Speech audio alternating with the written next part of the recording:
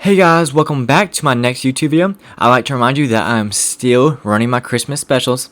So if you want to get into my course, $75 off, biggest sale I'm ever going to do. So it's only $100 and I'm continuously adding updated videos. You get those completely free. I'm soon adding an options course. So go ahead and get in. This is the best time to do it. And if you need some extra help and you want to join my membership program, like I said, we got 10 members in here already. It's continuing to grow. I go live with them every single night. I let them call out stocks they want me to break down, and I break them down on stream for an entire hour, and we have our own private chat. So if you want to join that, only $10.99 a month, and if you join that, you get my entire course for free. I'm doing a special due through December 31st for my course. If you join my membership, you get the entire course free. Now let's get right into the video and let's talk about Xpeng. So Xpeng had a down day today. We fell $1.93 and we are down in after hours. Now I talked about in my video yesterday, I talked about this, you can go watch this, that if we didn't hold 43.60 that we were going to fall down and break support. And that's exactly what happened. We fell down, and my next area I'm looking for Xpeng is 40.29.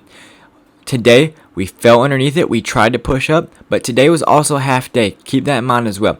But either way, we pushed down. We fell through support at 43.60, and it looks like we're heading back down to 40.29. So if you're in Xpeng right now, I wouldn't sell your shares. Like I said, Xpeng is a good company. I'd hold it overall for the long-term growth. But if you're trading Xpeng, this is the levels you need to look at. So the first level I'm thinking it's going to fall back to is around this 40.29 area. So if I were to get in that support and wait, my stop loss would be at this wick right here at 38.55. Now if we got below 38.55, then my next buying opportunity I would be looking at is 35.93. But this is a strong support, so I do not really see us get below it. But stocks typically repeat their patterns. They don't have to, so that's why we still have our stop loss implemented. Now going to the session on Monday, what I want to see is us either to fall back down to support and then find buyers and we continue this uptrend, or we just reverse around here. So let's look at two scenarios that could happen. So on Monday we could fall down to support and then start reversing back, or we could just reverse back where we are now and start continuing up. But one thing you need to keep in mind is still this 43.60 area. We knew that it was a support previously, and now that we fell from the underside, it's going to act as a resistance. So we know that going to its session on Monday, no matter what, we need to get above this area. Right now, it's going to be acting as a resistance level. So on Monday, we need to pass through it and maybe fall back down to confirm it and then push back up to this resistance at 48.06. So you need to take it in steps. The first step is getting above 43.60. After that, we need to either retest it or going straight to 48.06. Now once we get to 48.06, that's when we can start having that bullish talk again. We need to get past it, retest it, and do something like that. So if you're bullish on Xpeng, this is exactly what I want to see. So you need to look at these levels in 3 increments. The first level we need to get above is 43.60, around that range. Then we need to get above 48.06 and confirm it. Then we can start having the talks of heading back down to the 50 range. But in order for us to start heading back down to the 50 range, we need to first confirm these levels. Now if we don't do that, guys, and Monday's another red day, like I said, I'm looking for buyers to show up at the 40.29 area. It is a strong support. Notice how over here that we did fall down multiple times, but look what happened, guys.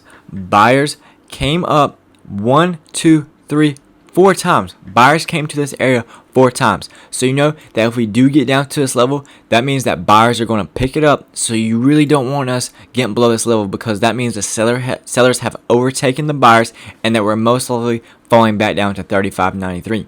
Now if we get down to 35.93, that's a much stronger level, because over here, notice how that sellers rejected the level, but buyers came in multiple times and we pushed up strong. So we know that there are a lot of buyers at 35.93, but I honestly don't see us getting that far down. So if anything, the lowest level I see us right now is at 40.29, and if you're bullish on Xpeng, you really want to see buyers come in.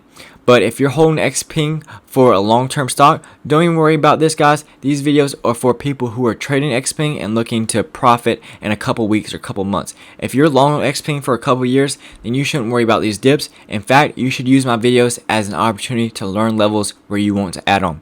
So all these levels right here, the ones in pink, are levels that you could add on as an investor. Now, if you have the opportunity where you have enough capital where you can add on to these levels, I suggest you do that. For one, you are adding more shares to your overall amount to Xpeng, and you're also average costing down. So you're able to do two things. You're picking up more shares and you're able to bring your average down. So it's two beneficial things that you can do as an investor long term. I have no doubt that Xpeng will do amazing and that will start returning back. But you need to keep in mind these levels during the intradays, because we have to get above these levels in order to be bullish. Anyways, guys, I hope you did enjoy this short video. I hope y'all have a good holiday, and consider hitting those links in the description below and joining either my course or my membership. I'll be more than glad to have you, and I'll see you all in the